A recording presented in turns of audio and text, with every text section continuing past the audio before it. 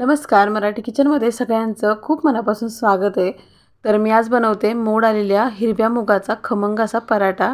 तर मिक्सरच्या भांड्यामध्ये 1 वाटी मोड आलेले हिरवे मूग घेतलेत, हिरवी मिरची घातले, लसूण घातले आणि कोथिंबीर घातले, थोडंसं पाणी घातलं आणि मिक्सरला मी एकदम असं ह्याचं बारीक वाटण करून घेणार आहे. तर अशा पद्धतीने मी हे सगळं मिक्सरला चांगलं असं वाटून घेतलं आहे. तर ह्याच्यामध्ये अजिबात कुठं मोड राहिले नाहीत, छान असं बारीक झालं आहे.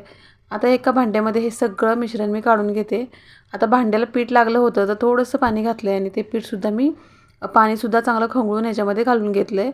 पीठ मिक्स करून घेतलं. आता ह्याच्यामध्ये ना मावेल तेवढं गव्हाचं पीठ घालायचं आहे. त्यानंतर इथं 2 चमचे मी इथं बेसन पीठ घेतलं आहे. चवीनुसार इथं मीठ घेतलेलं आहे. थोडीशी हळद घेतली. त्याचसोबत अर्धा चमचा पांढरे तीळ घेतलेत आणि थोडासा ओवा घेतला आहे आणि हातावरती चांगला असा चोळून घेतला आहे. आता हे सगळं घातल्यानंतर हे पीठ मी चांगलं असं मळून घेते. ह्याच्यामध्ये आवश्यकता असेल त्या पद्धतीने आपण पीठ घालून हे पीठ चांगला असा गोळा मळून घेतला आहे. बघू शकता थोडंसं तेल लावते आणि परत एकदा हे पीठ मी व्यवस्थित असं मिक्स करून घेते. तर पीठ चांगलं मिक्स करून झालं आहे. आता झाकण घालते आणि फक्त एक 5च मिनटं बाजूला ठेवायचं, कारण परत ह्याला पाणी सुटतं. त्यासाठी खूप जास्त वेळ नाही ठेवायचा, लगेचच करायला घ्यायचे. तर बघू शकता इथं मी लगेचच ह्याचे मस्त असे पराठे करायला घेतलेत.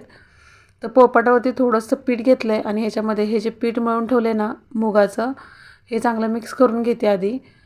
आणि पीठ जर पातळ वाटलं ना तर आपण इथं थोडंसं गव्हाचं पीठ वाढवू शकतो, कारण जर पीठ जास्त वेळ बाजूला राहिलं ना तर थोडंसं पातळ होतं.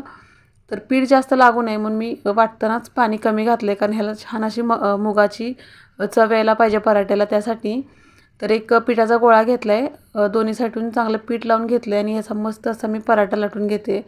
खूप छान आणि मस्त असे पराठे तयार होत आहेत. अगदी सकाळी केलं ना तुम्ही संध्याकाळी खाल्ले तरी हाय असे मऊ लुसलुशीत राहतात, अजिबात कडक होत नाही किंवा असे चवीला काही फरक पडत नाही, खूप टेस्टी असे लागतात. तर पराठा चांगला लाटून झालेला आहे. आता तवा गरम झाला आहे. आता ह्याच्यामध्ये ना मी थोडंसं तूप घालते, तूप तेल काही घालू शकतो आपण इथं. त्याच्यानंतर हा लाटलेला पराठा घालते आणि पराठा दोन्ही साईडून चांगला खरपूस भाजून घ्यायचे.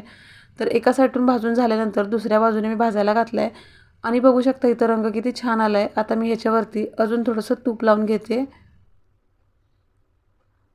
तूप लावल्यानंतर मी इथं दुसऱ्या बाजूने हा पराठा भाजायला घालते. आता परत एकदा छान असं पराठ्याला तूप लावून घ्यायचं आहे. तुपाच्या ऐवजी आपण तेल किंवा बटर पण वापरू शकतो.